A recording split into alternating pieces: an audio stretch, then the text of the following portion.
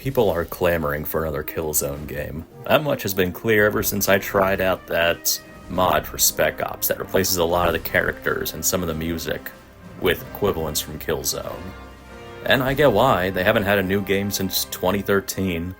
The franchise is basically being sat on, and it's not like there are any PC ports or anything to work with. You can emulate the games, but it'd be nice to just pull up Steam and play them.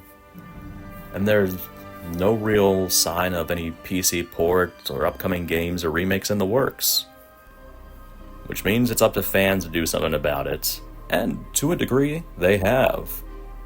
One of the strangest but coolest mods for Half-Life 2 I've played in a while is Killzone Source, which is more or less what you'd expect.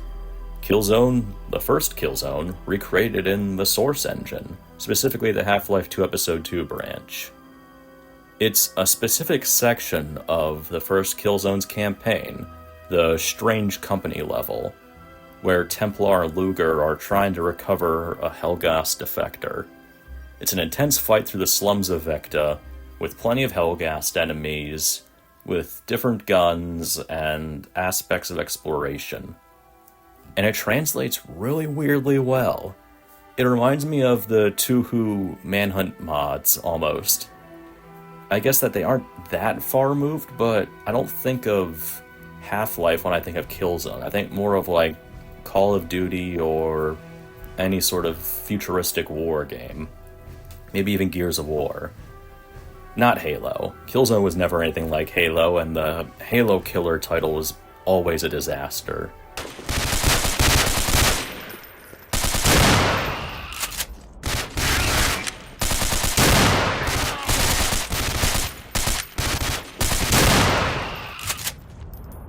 Which does bring me to the question, is this mod good? And I'd say yeah, for the most part, it's a good mod. You just have to keep in mind that it's only one part of the campaign, and as far as I can tell, nothing else is coming. This was a project worked on in 2015, completed. The creator accomplished the original scope of what he wanted to do, which was to port this specific section of the Killzone 1 story into Source, right down to the FMV playing at the midpoint. And I'd say, generally speaking, it does play like a very well done Source engine shooter. There are iron sights, there's limited health regeneration. A neat thing is that the guns actually have different variants beyond what's in Killzone. So, like the ISA assault rifle, there's a version with a grenade launcher just like in the original Killzone, but there's also a version with an underbarrel flashlight. That's what you start with in this level. The regular pistol has a few variations, one with a red dot sight, one with a silencer and a sight, and so on.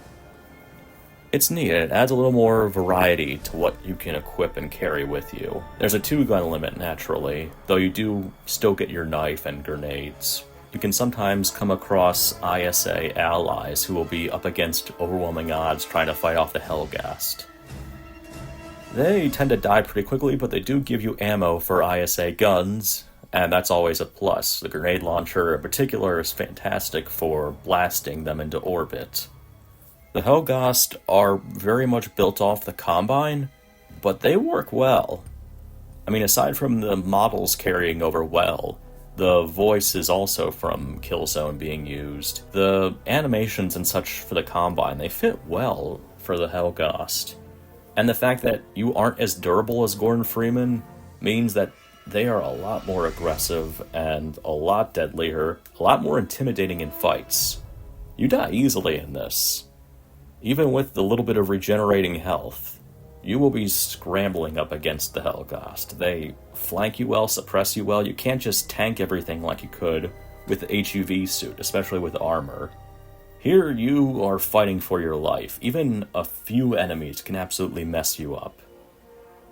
And it forces you to really fight dirty, to be creative. Usually that's a good thing. Sometimes it leads to frustrating, almost soft locks, where you have to really exploit enemy sight lines to take them down. But otherwise it plays well.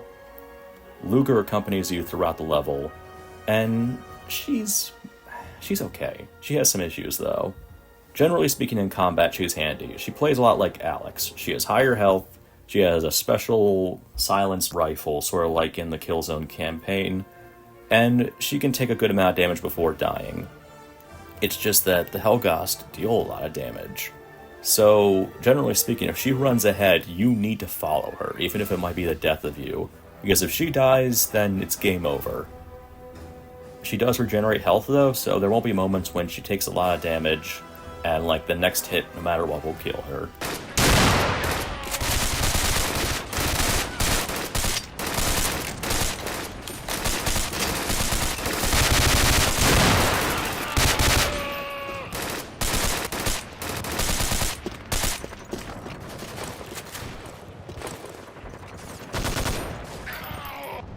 Enemies drop ammo and sometimes health restoration kits.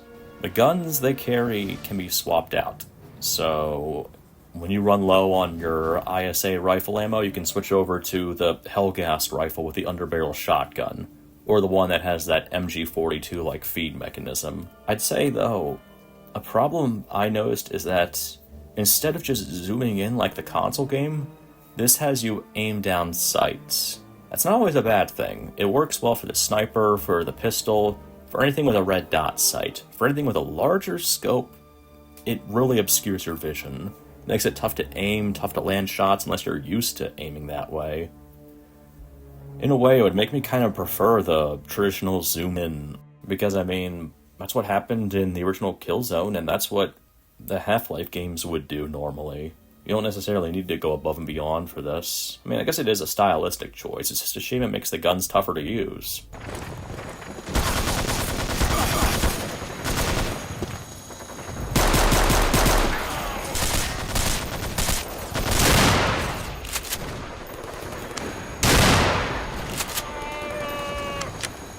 The way it handles ammo is also a little odd, in that, like, when you first pick up a gun, you barely have any ammo in it.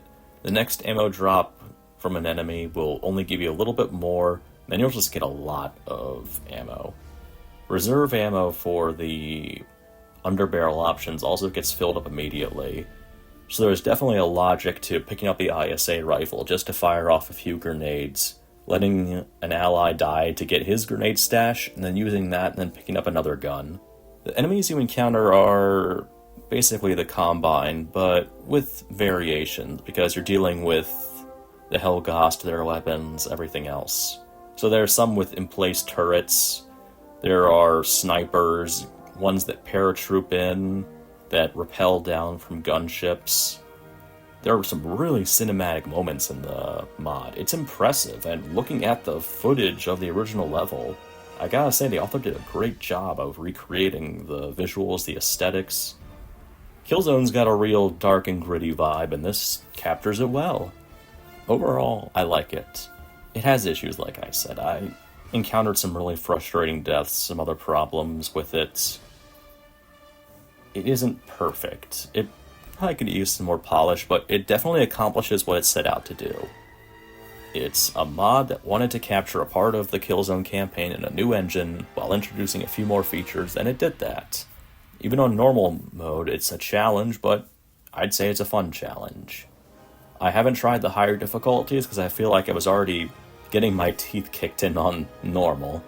I felt like I had already had enough of a challenge. I hope that this will be continued, though I don't expect it to. Maybe someone else can pick up the baton, so to speak, and push this mod further along.